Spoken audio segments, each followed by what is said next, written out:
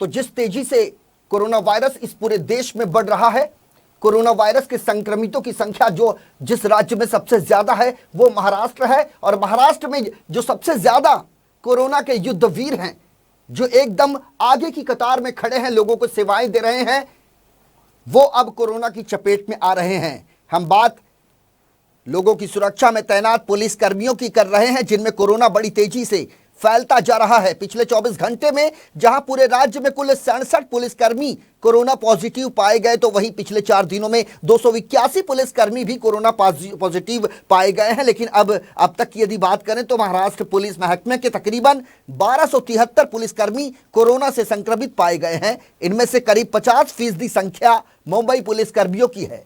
देश में कोरोना के सबसे ज्यादा प्रभावित राज्य महाराष्ट्र है। पूरे महाराष्ट्र में 33,000 से ज्यादा प्रभावित जो संक्रमित हैं वो अब तक पाए जा चुके हैं। वहीं 1198 लोगों की मौत हो चुकी है। मुंबई में आंकड़ा 20,000 को पार कर चुका है। अब तक कुल 734 मौतें हो चुकी हैं। हर दिन 734 मौतें की जो हम संख्या आपको बता रहे हैं, ये 734 मौतें हर दिन औसतन महाराष्ट्र में सामने आ रहे हैं। अभी तक एक दिन में सबसे ज्यादा 2,347 मामले सामने आ चुके हैं, जिनमें से सिर्फ 1,500 मामले मुंबई से हैं। ये वो आंकड़े हैं जो बयां कर रहे हैं कि कोरोना वायरस से सबसे ज्यादा बुरी हालत महाराष्ट्र में है। ऐसे हालत में महाराष्ट्र पुलिस के जवान अपनी जान जोखिम में डालकर सड़कों पर तैनात होकर अपने कर्तव्यों का निर्वाह कर रहे हैं। ड्यूटी के दौरान चेकिंग हो, संक्रमित क्षेत्रों में पेट्रोलिंग हो, या फिर ड्यूटी पर तैनाती होने के कारण उनके ऊपर मानसिक जो तनाव होता है वो हो। कोरोना बड़ी तेजी से इन पुलिस कर्मियों को अपनी चपेट में लेने लगा है। वहीं महाराष्ट्र के गृह मंत्री अनिल देशमुख की मांग के बाद सीपीएफ की 9 कंपनियां महाराष्ट्र में भेजी गई हैं, जिनमें से 2 कंपनियां मुंबई में तैनात की गई हैं। ये एक बहुत ही गंभीर और ध्यान देने लायक बात है कि कोरोना की लड़ाई में जो फ्रंट लाइन रनर फाइटर्स हैं, जो रोड पे ड्यूटी करते हैं, लॉकडाउन की जो कंडीशंस हैं उनको एनफोर्स करते हैं, बहुत सारे ऐसे व्यक्ति जो लॉकडाउन का भंग करने पे तुले हुए हैं उनके साथ डील करते हैं, और इसके अलावा हॉस्पिटल्स में और इस तरह की जगहों पे ड्यूटी करते हैं, वो लोग अब कोरोना से बहुत ज़्यादा अफेक्टेड होने लगे हैं। इसलिए बहुत ज़रूरी है कि इन चीज़ों के साथ बड़ी गंभीरता के साथ और वॉर फुटिंग पे डील किया जाए।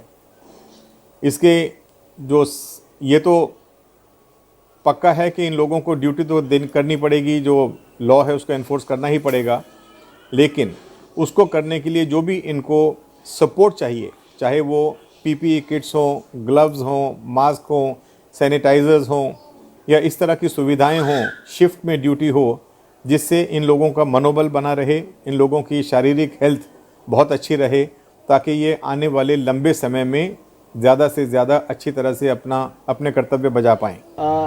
हमारे जो भी अधिकारी व कर्मचारी हैं, उन सभी की प्रोटेक्शन, उन सभी की सेफ्टी और हेल्थ हमारा एक बहुत बड़ा कंसर्न है और एक बड़ी प्रायोरिटी है। इसी को ध्यान में रखते हुए मुंबई पुलिस में जो 55 साल के ऊपर की कांस्टेबलरी है, उन्हें सबको घर रहने की निर्देश दिए गए हैं। उसके साथ में 52 वर्ष के ऊपर जितने भी कर्मचारी हैं, उन सभी को अगर उनके पास कोई प्रीवियस मेडिकल हिस्ट्री है, जैसे कि हाइपरटेंशन, बीपी, डायबिटीज़ या ऐसी रिलेटेड जो कंडीशंस हैं, अगर उन्हें है तो वो भी घर पे रहें, ऐसे निर्देश दिए गए हैं। 12,000 से ज़्यादा लोगों को HCQ टैबलेट्स प्रोवाइड की गई है मेडिकल सुपरविज़न के अंडर, अगर वो इस लेना चाहते हैं। हमारे कर्मचारी और अधिकारी, इनका इम्यूनिटी सिस्टम बिल्ड हो, उनके प्रोटेक्शन हो, इसके लिए 20,000 से ज़्यादा मल्टीविटामिन और प्रोटीन सप्लीमेंट्स प्रोवाइड किए गए हैं। ड्यूटी पे जो है, फील्ड ड्यूटी पे, उन सभी की व्यवस्था के लिए food packet, food ration, hot water flask, ये सब उन्हें प्रोवाइड किया गया है। जो चेक पॉइंट्स हैं, नाकाबंदी पॉइंट्स हैं, वहाँ पे पंडाल लगाए गए हैं शेड्स रखने के लिए। हमारे सभी फ्रंटलाइन ड्यूटीज़ के अधिकारी कर्मचारी के लिए उन्हें PPEs, hand gloves, sanitisers, face mask, face shields, ये सब प्रोवाइड किया गया है।